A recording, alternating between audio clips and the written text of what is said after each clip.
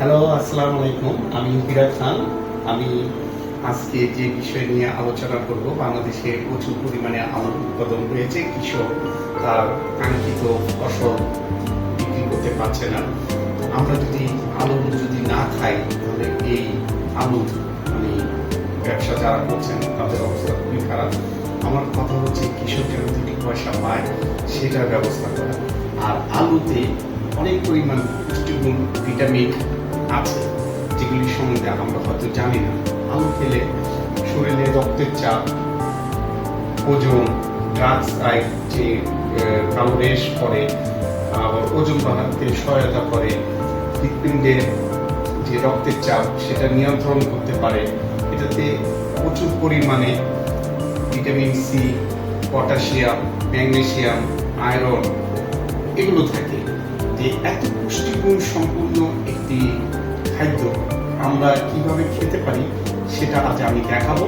তবে এখানে একটি কথা আছে, আলু বেশি ভাজা, যেমন ফ্রেঞ্চ ফ্রাই বা তেলে ভাজা করে অনেকে খাদ্য খায়, এতে শরীরের যে ক্ষতিটা হতে পারে সে সম্বন্ধেও আপনারা একটু সজাগ থাকবেন। অতিরিক্ত খাবেন না, সবকিছু পরিমাণ মতন খান, খাদ্য আবাস তৈরি করুন, পুষ্টিকর খাদ্যগুলো সবাই খাওয়া উচিত। চলো আজকে দেখি আমি ফ্রেঞ্চ ফ্রাই আমরা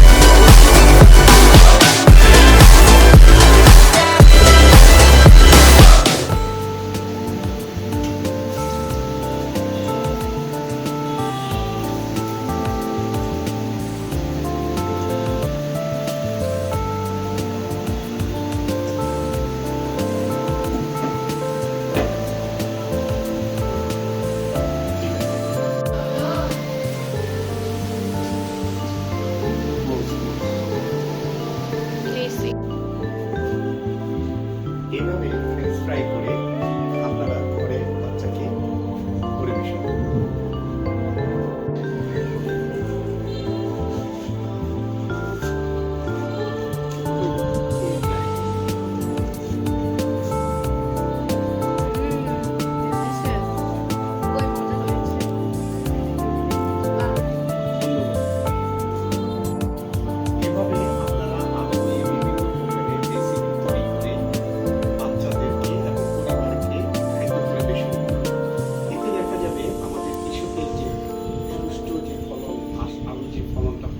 তাদের আলু যদি বিক্রি হয় তারা কিছু টাকা পাবে এবং ভবিষ্যতে উৎসাহ পাবে।